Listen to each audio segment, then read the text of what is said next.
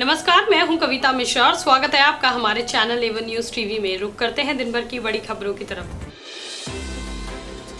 Delhi police ने नए कृषि कानूनों के विरोध में भारत में जारी किसान आंदोलन पर जलवायु परिवर्तन कार्यकर्ता ग्रेटा थनबर्ग के हालिया कथित भड़काऊ ट्वीट को लेकर उनके खिलाफ एफआईआर दर्ज की है।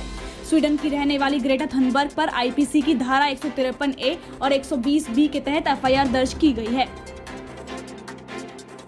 मुख्यमंत्री अरविंद केजरीवाल ने इलेक्ट्रिक वाहनों को बढ़ावा देने के लिए गुरुवार को स्विच दिल्ली अभियान की शुरुआत की।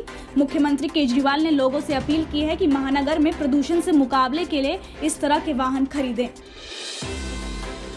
Climate change activist Greta Thunberg ने अपने खिलाफ दिल्ली पुलिस की एफआईआर के बाद फिर किसान आंदोलन का समर्थन किया है। उन्होंने ट्वीट कर कहा कि मैं अभी भी किसानों के साथ खड़ी हूं और उनके शांतिपूर्वक विरोध का समर्थन करती हूं। नफरत, धमकियां, मानव अधिकारों के उल्लंघन इसे बदल नहीं सकता है। मित्र देशों को अपने हथियारों के निर्यात को बढ़ावा देने के लिए भारत ने गुरुवार को स्वदेशी हल्का लड़ाकू विमान तेजस, आर्टिलरी गन, विस्फोटक, टैंक और मिसाइल, एंटी टैंक माइनस और अन्य के निर्यात को मंजूरी दे दी। कुल मिलाकर सरकार ने 156 रक्षा हथियारों उपकरणों के निर्यात को मंजूरी दी। निर्वाचन आयोग ने गुरुवार को कहा कि गुजरात और असम में 3 सीटों पर राज्यसभा का उपचुनाव 1 मार्च को होगा। इसमें एक सीट कांग्रेस के वरिष्ठ नेता अहमद पटेल के निधन के कारण रिक्त हुई है।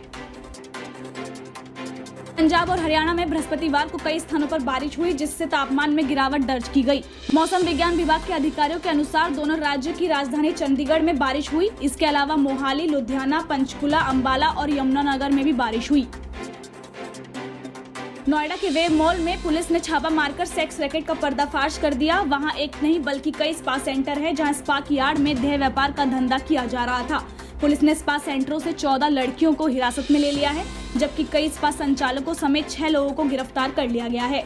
इन सभी के खिलाफ संबंधित धाराओं में आगे की कार्रवाई की जा रही है।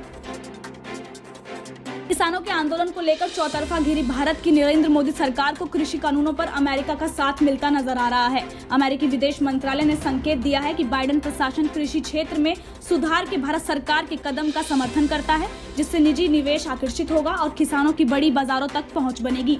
हालांकि अमेरिका ने यह भी कहा कि शांतिपूर्वक प्रदर्शन किसी भी सफल लोकतंत्र की पहचान है। केंद्र सरकार ने बताया है कि लड़कियों की शादी की न्यूनतम उम्र बढ़ाने के मामले पर विचार करने के लिए गठित कमेटी ने अपनी रिपोर्ट पेश कर दी है। केंद्र सरकार के इस जवाब में माना जा रहा है कि जल्द ही लड़कियों की शादी की न्यूनतम उम्र 18 वर्ष से बढ़ाकर 21 वर्ष हो जाएगी। कुवैत कोविड-19 के प्रसार को रोकने के लिए एक नया प्रयास कर रहा है, जिसके तहत वे 2 सप्ताह की अवधि के लिए देश में दूसरे देशों के निवासियों के प्रवेश को रोक देगा।